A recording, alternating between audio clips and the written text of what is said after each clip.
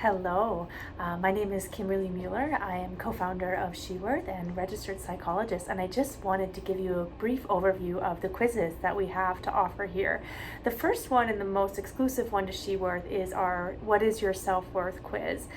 This quiz has come about through many years in my practice of observing individuals who struggle with low self-worth and starting to piece together what are the factors that might be implied in somebody who has low self-worth.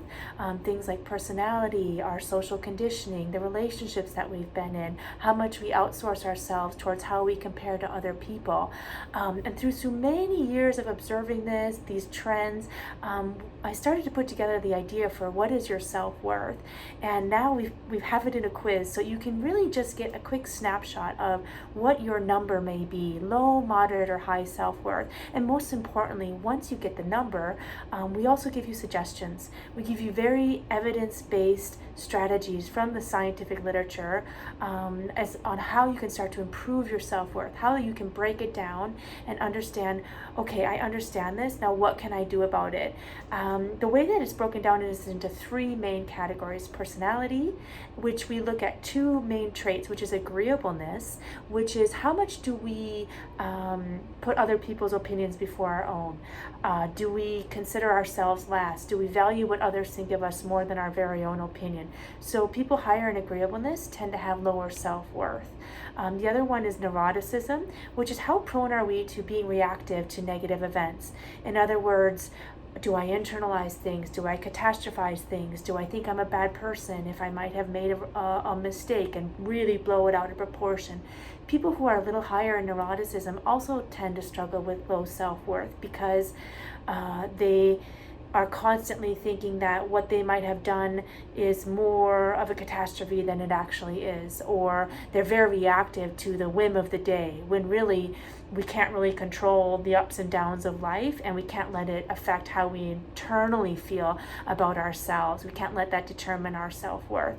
So personality is the first category. The second of three is social conditioning. What was it like growing up in your family? Were your needs met, both physically and emotionally? Did you have secure attachments? And then we fast forward into adulthood. How are your romantic partnerships? Were any of them abusive? How are your friendships? Are they mutually reciprocal and giving of one another? So our social upbringing can have a massive impact on how we feel about ourselves. If our needs were met and we've always been respected, we tend to feel that we're worthy. But if we've been given messages by our family or our friends or our bosses that we're less than, or that our needs aren't worthy of being met, we're likely going to struggle with low self-worth. The third and final category that we're looking at are called extrinsic factors. So how much do we outsource our sense of self to what car am I driving, or what phone do I have, or do I have a high status job? If we start to define ourselves based on these external metrics, we're going to likely have lower self-worth because really it's impossible to always measure up. When it's more of an inside job and we feel, you know what, I'm doing the best I can in life. I know I might not be perfect or have all the things, but inside of myself, I know I'm a worthy person just for trying. So those are the three factors that What is Your Self-Worth looks at. And at the end, we give you an overview of your score and ways to improve it. And it's low, moderate, or high. And we like to see when we start to implement these things, how we can start to increase our score and live a life of worthiness. The second quiz here today is Ocean, which is the big 5 personality traits. It's not something we developed in-house. It's used across academia.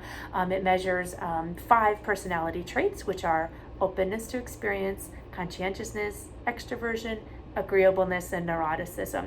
And all of these scores that you get here are on a spectrum. So there's no good or bad. If I'm disagreeable, that doesn't mean I'm bad. It's just my trait and my nature. So when we can start to see ourselves and even people who we're in relationship with through this lens, it can be really helpful in terms of navigating our relationships. The final quiz here is just a mental health check-in.